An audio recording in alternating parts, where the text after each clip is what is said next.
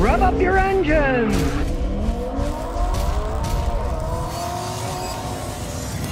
All right, today it's the tale of two Toyota Corolla S's. They both happen to be 2016. We're gonna see, do these CVT transmissions hold up? Now the blue one's my son's. I'm fixing some scrape damage you got in the parking lot.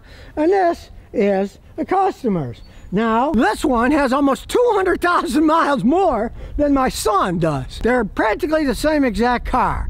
They both have the fake 8-speed transmission that's really a CVT with false gears because they don't actually have gears in them. Both have the 1.8 liter inline engine and, as I said, the CVT transmission. Now a lot of people don't like CVTs. I'm not a big fan, but I'm kind of shocked by these because my son, he loves his. He's a fast driver and I thought he's not going to like a CVT. He gets 40 miles a gallon driving it conservatively on the highway, going 65 miles an hour, and he likes the way that it runs. It's a pretty zippy vehicle. This one has almost 230,000 miles on it, and it still is going okay. Now, reverse is getting a little funky when it's cold in the winter. Thuds a little, right? But 230,000 miles or so, that's nothing to complain about. It still goes forward perfectly fine. Still gets the same gas mileage that it got before. He's never had to add oil to the engine. The engine still runs good. Probably 1.8 liter engine's the best engine that Toyota's ever made. In all of its various incarnations. My 94 Celica has a 1.8. Toyota Corolla SR5 hatchback had a 1.8. My wife's Matrix has a 1.8 liter engine. And my son's Toyota Corolla S has a 1.8 just like this.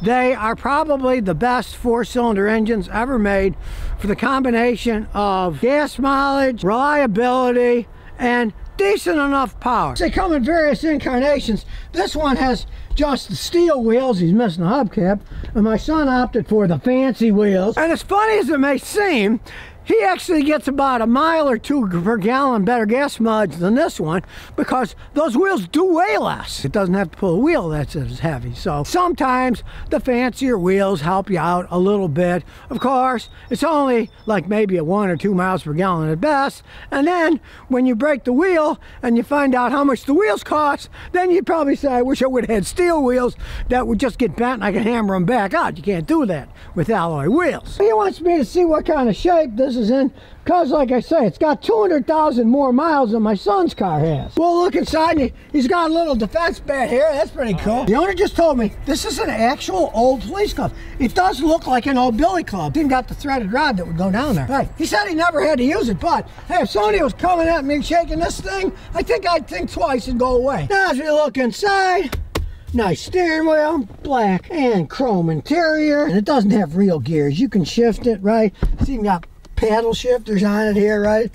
But it doesn't really shift gears. It's some crazy thing Toyota does to make the CVT feel like it shifts gear. But for a CVT transmission, I have to say it's probably one of the best ones in the world that's made in terms of gas mileage and reliability, because after all, hey, this thing has a lot of miles on it and it's never been touched. He should have changed the fluid, but he didn't. Now I'm telling him, leave it alone, don't change it. Because when you can see that it's got 228,000 miles on it, you don't want to chance it. I've seen people change the fluid and filter, then they'll start to slip. It's never been touched. The car's my favorite. It's got a real parking brake, not one of those electronic crappers. And hey, for a Corolla, it's got quite a bit of space in the back. So much so that from this year on, Toyota was allowed to call them mid-sized cars. They were compact cars to begin with, but now they're calling them mid-sizes because they do have a lot more room than they used to. Yeah, my son's car, he likes kayaking.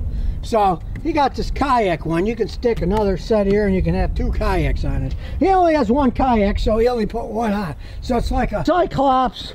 There's only 1, doesn't have 2. Now the Toyota Corolla, so they can run forever. As for the S, well, the S doesn't mean all that much because they all got the same engines and trannies in them, right?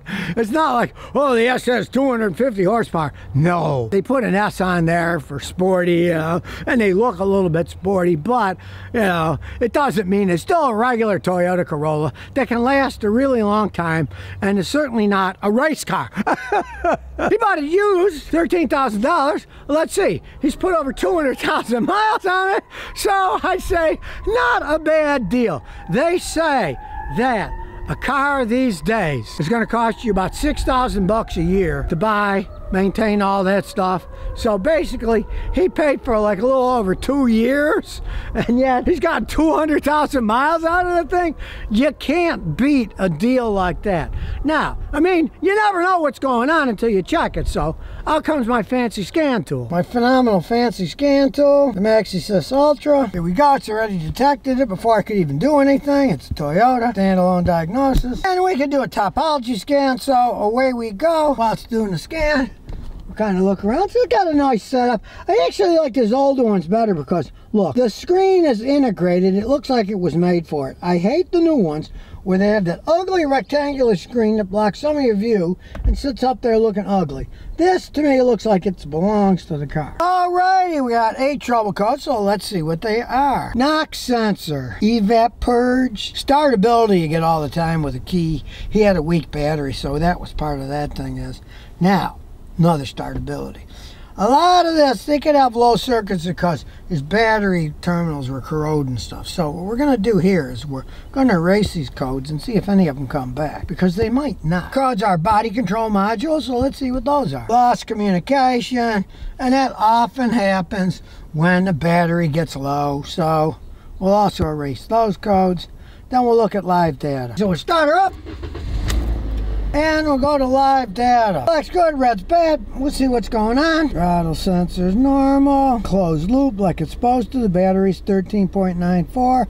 Good charging. Ignition advance is normal. And even though it has 228,429 miles on it, it feels almost perfect. Look, 1.0 is perfect. 1.0011. It's only off a very tiny amount. Almost perfect with all that mileage. It even knows the battery was disconnected 65,535 kilometers ago. Now the throttle position sensor data, and it's all normal. Variable valve timing's working fine. Misfire 124000, no misfires. The engine's pretty much running perfectly. The engine speed fluctuation for all 4 cylinders is almost 0.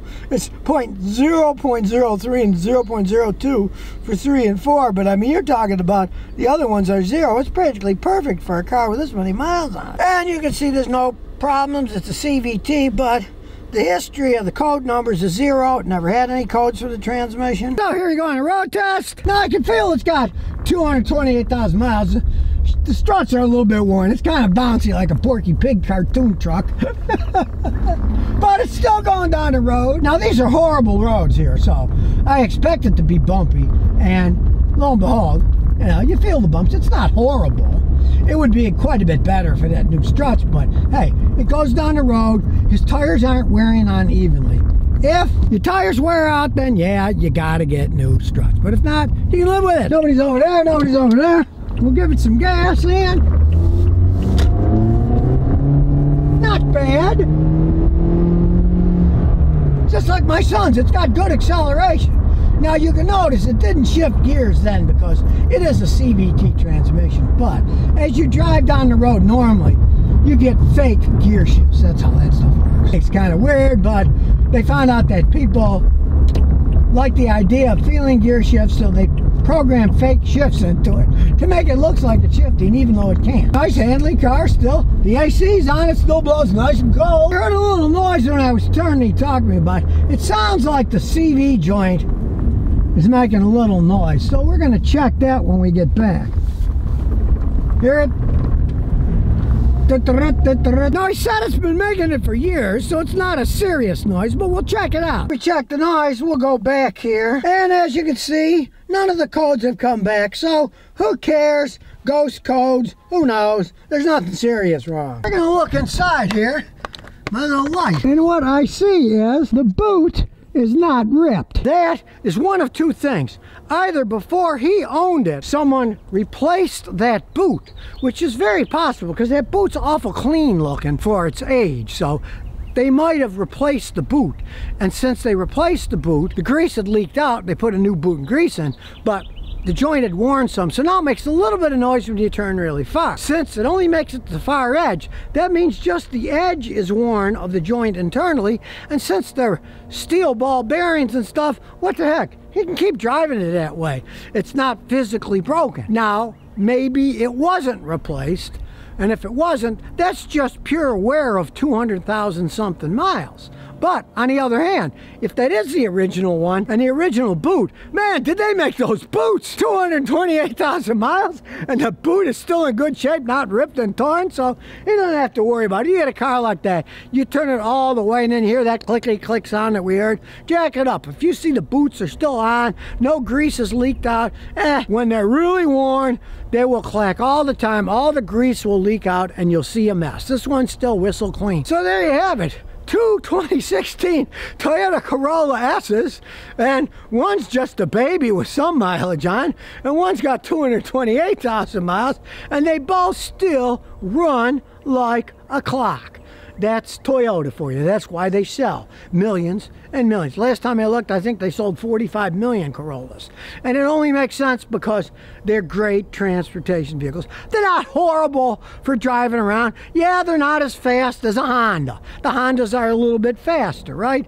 But these get better gas mileage, and they used to be neck and neck, but Honda's gone downhill a lot more than Toyota has. So if somebody would ask me today, what would you buy? I would definitely buy a Corolla versus a Honda Civic, which are equivalent cars, right? But that's me because I'm cheap. I want good gas mileage, I want long life, and I want not to have to do much to the car. And he hasn't had to do much to this thing in almost a couple 100,000 miles. So you can't complain about that, right?